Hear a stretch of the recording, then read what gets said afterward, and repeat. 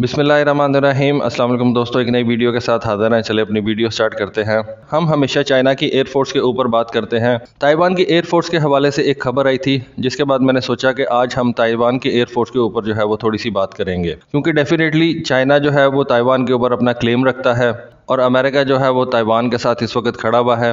लेकिन even then Taiwan जो है वो भी एक अपनी एयरफोर्स रखता है, उसका भी अच्छा खासा डिफेंस बजट है। ताइवान की एयरफोर्स के ऊपर अगर हम नज़र दौड़ाएं तो ताइवान की एयरफोर्स जो है वो पाकिस्तान की एयरफोर्स से थोड़ी सी छोटी है।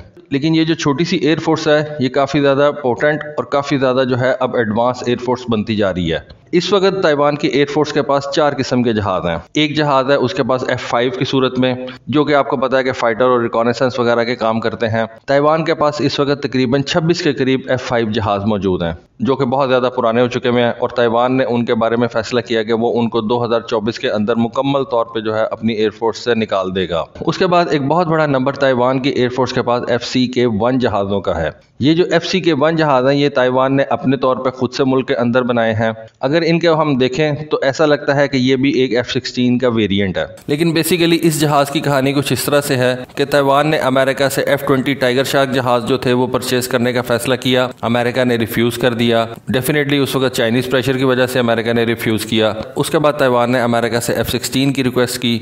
अमेरिकन गवर्नमेंट ने उसको भी रिफ्यूज़ कर दिया। डेफिनेटली वो भी डिप्लोमेटिक प्रेशर था उनके ऊपर चाइना की तरफ से। तो उस वक्त ताइवान की एयरफोर्स और ताइवान की गवर्नमेंट ने एक फैसला किया कि वो एक अपना जहाज़ बनाएंगे।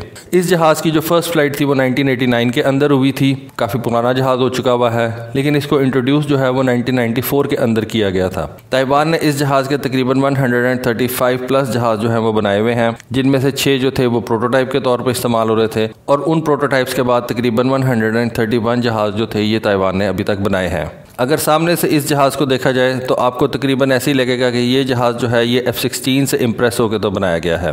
F-16 प्लस F-5 या F-20 जहाज़ों से इम्प्रेस होकर इसको बनाया गया है।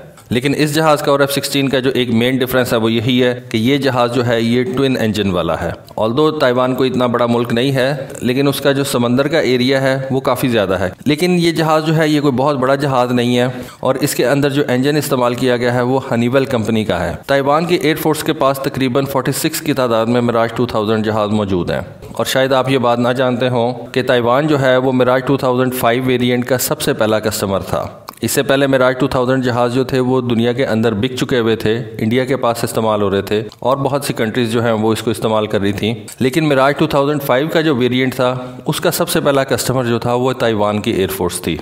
अब ताइवान की एयरफोर्स ने मिराज 2000 जहाज़ क्यों परचेज़ किए थे? क्योंकि उस वक्त चाइना की एयरफोर्स ने रिसेंटली Su-27 जहाज़ जो थे वो रशिया से परचेज़ किए थे, जिस वजह से ताइवान को भी डीप स्ट्राइक्स के लिए एक जहाज़ चाहिए था, जिस वजह से ताइवान ने मिराज 2000 जहाज़ों का जो है वो इंतखाब किया। लेकिन अमेरिका ने उसको उस वक्त प्रेशराइज़ किया कि ताइवान जो है वो अमेरिका से F-16 जहाज़ परचेज़ करे। लेकिन ताइवान ने अमेरिका के इस प्रेशर को बर्दाश्त किया और अल्टीमेटली तकरीबन 60 की तादाद में ये मिराज 2005 जहाज़ जो है उनका ऑर्डर किया, जिनमें से 48 जो थे वो सिंगल सीट वाले थे और 12 जो थे वो डुअल सीट वाले ट्रेनर्स थे, जिनके साथ ताइवान ने Magic short range air to air missiles भी परचेज़ किए और MICA intermediate range air to air missiles भी परचेज़ किए। लास्ट नंबर के ऊपर ताइवान के एयरफोर्स के पास F-16 जहाज़ मौजूद हैं। ताइवान की एयरफोर्स के पास तकरीबन 114 के करीब F-16 जहाज़ मौजूद हैं, जो कि अब बहुत ज़्यादा पुराने हो चुके हुए हैं। बहुत से जहाज़ जो हैं वो ब्लॉक 20 के जहाज़ हैं। पाकिस्तान एयरफोर्स के पास जो जहाज़ थे वो ब्लॉक 15 के जहाज़ थे।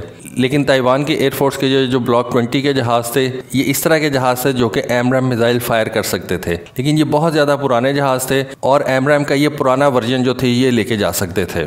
लेकिन अब रिसेंटली ताइवान की एयरफोर्स ने अमेरिका को तकरीबन 66 नए ब्लॉक 70 जहाज़ों का भी ऑर्डर किया हुआ है। प्लस ताइवान ने अमेरिका के साथ एक कॉन्ट्रैक्ट किया कि अमेरिका ताइवान के इन 114 पुराने F-16 जहाज़ों को जो है वो ब्लॉक 70 के कन्फिग्रेशन के ऊपर अपग्रेड करेगा। और अब एक तकरीब मुनक्किद की गई है ताइवान के अंदर, जिसमें ताइवान की प्रेसिडेंट ने भी शिरकत की और इस तकरीब के अंदर उन्होंने ये अनाउंस किया है कि दुनिया का पहला ब्लॉक 70 का F-16 तैयारा जो है उसने ताइवान की एयरफोर्स के अंदर फ्लाई किया है और आज दुनिया का पहला F-16 जो कि ब्लॉक 70 की कॉन्फ़िगरेशन के ऊपर बेस है, वो ताइवान के एयरफोर्स के अंदर ऑपरेशनल किया जा चुका है। जैसा कि आपको पता है कि ये ब्लॉक 70 की कॉन्फ़िगरेशन जो है इसको F-16V वेरिएंट भी कहते हैं, और इन F-16 के वेरिएंट्स के अंदर अमेरिका ने सेबर AESA रेडार्स जो है उनको इंस्टॉल किया, जिस वजह से ये F-16 जहाज जो है ये AESA रेडार वाले दुनिया के दूसरे F-16 बन गए हैं। इससे पहले UAE की F-16 जो थे उनके अंदर भी AESA रेडार जो है वो मौजूद हैं, लेकिन UAE के जो F-16 थे उनको ब्लॉक 60 के F-16 बोला जाता है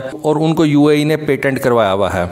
लेकिन अब डेफिनेटली अमेरिका ने ये ब्लॉक 70 वाले F-16 ले आया है। इस वी कॉन्फ़िगरेशन को अमेरिका ने इस तरह से डिज़ाइन किया है कि जो पुराने F-16 वेरिएंट्स हैं उनको भी इस वी कॉन्फ़िगरेशन के ऊपर लेके आया जा सकता है। इस वी कॉन्फ़िगरेशन के अंदर इलेक्ट्रॉनिक वॉरफेयर सिस्टम जो है उसको बहुत ज़्यादा इंप्रूव किया गया है, कॉकपिट लेआउट को बहुत ज़्यादा इंप्रूव किया गया है, और सबसे बड़ी चीज़ जैसा कि मैंने आपको बताया कि इसके अंदर AESA रेडार इंस्टॉल किया गया है। तो ताइवान जो है वो इस वक्त F-16 जहाज़ों से बहुत ज़्यादा खुश है। वो ना सिर्फ अपने पुराने 114 F-16 जहाज़ जो है उनको भी इस वी कॉन्फ़िगरेशन यानी कि ब्लॉक 70 के ऊपर अपग्रेड करवा रहा है, बल्कि वो इसके साथ साथ नए 66V वेरिएंट वाले जहाज़ भी परचेज कर रहा है। इस तरह से ताइवान की एयरफोर्स के अंदर F-16 की तादाद जो है वो तकरीबन 180 की हो जाएगी। इसके अलावा ताइवान की एयरफोर्स जो है वो एवेक्स जहाज़ों के लिए अमेरिका के E-2 हॉकाई जहाज़ों को इस्तेमाल करती है। इस वक्त ताइवान की एयरफोर्स के पास तकरीबन 6 इस तरह के एवेक्स मौजूद हैं। मैरीटाइम पेट्रोल एयरक्राफ्ट के लिए ताइवान की एयरफोर्स जो है वो P-3C ओरियन जहाज़ों को इस्तेमाल करती है, और ताइवान की नेवी के पास तकरीबन 12 की तादाद में P-3C ओरियन जहाज़ मौजूद हैं। ट्रांसपोर्ट विंग के लिए ताइवान जो है वो लॉकहीड मार्टिन के C-130 जहाज़ इस्तेमाल करता है। आप एक तरह से कह सकते हैं कि इस वक्त ताइवान की एयरफोर्स जो है वो अमेरिकन एयरफोर्स का ही एक विंग है। सवाई मिराज 2000 जहाज़ों के ताइवान के सारे जहाज़ जो है वो अमेरिकन मेड हैं। अगर आप उनके एयर टू एयर मिसाइल्स की तरफ देखें तो अब ताइवान ने AMRAAM मिसाइल्स का C-7 वेरिएंट जो है वो भी अमेरिका से परचेज किया है। उसके अलावा ताइवान के पास माइका मिसाइल्स मौजूद हैं, ये मीडियम रेंज के मिसाइल्स हैं जैसा कि मैंने आपको पहले बताया। AIM-9 साइड वाइंडर्स मिसाइल मौजूद हैं। उसके अलावा मैजिक 2 साइड वाइंडर मिसाइल्स भी उसके पास मौजूद हैं। प्लस ताइवान जो है वो अपने एक शॉर्ट रेंज मिसाइल को भी इस्तेमाल करता है जिसका उसने नाम रखा हुआ है स्काईवर्ड 1। उसके अलावा एक बियॉन्ड विजुअल रेंज मिसाइल जो कि ताइवान के अंदर ही बनाया गया है, उसका उन्होंने नाम रखा हुआ है स्काईवर्ड 2। तो दोस्तों ये एक वीडियो थी ताइवान की एयरफोर्स के ऊपर, ताइवान के F-16 की अपग्रेडेशन के ऊपर। सोचा आपके साथ डिस्कस करूं, आपके साथ शेयर करूं। कमेंट सेक्शन के अंदर ज़रूर बताइएगा। आज के लिए बस इतना ही। Thank you. अल्लाह हाफिज़।